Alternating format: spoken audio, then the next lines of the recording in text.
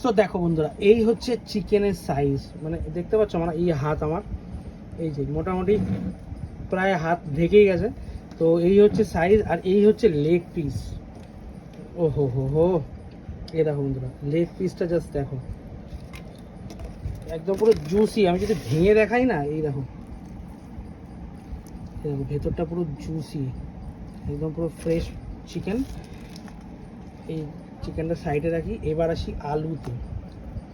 আলুটা ভাঙাই দিয়েছে আর কি, যাই হোক। এই দেখো একদম তুলে একদম ভেঙে গেল। এর ভেতরে কিন্তু পেঁয়াজের রস থেকে শুরু করে সমস্ত কিছু জুসিনেস এর ভেতরে কিন্তু আছে।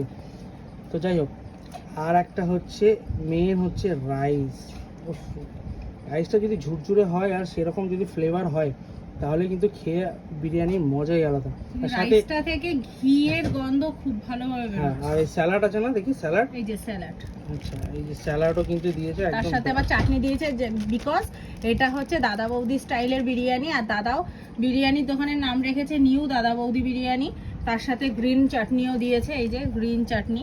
আচ্ছা, চাটনিটা দাও দেখি, এখানে একটু চাটনিটাও ফেলো, চাটনিটা এখানটাই দাও, একটু মাখিয়ে খাবো।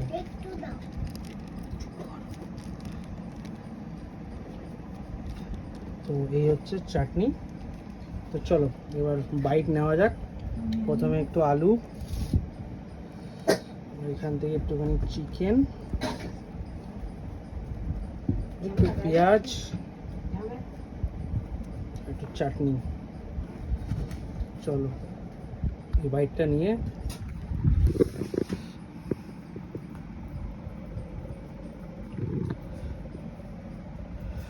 এই বাইটটা নিয়ে রিভিউ দেওয়া যাক।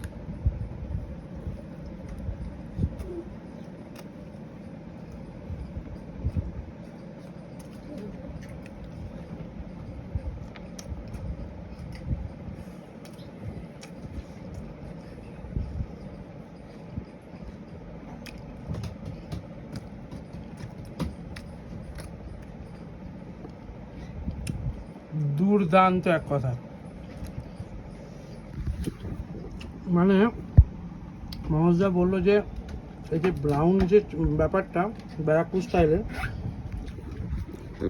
অরিজিনালি ব্যারাকপুর স্টাইলেরই কিন্তু ফ্লেভারটা আসছে।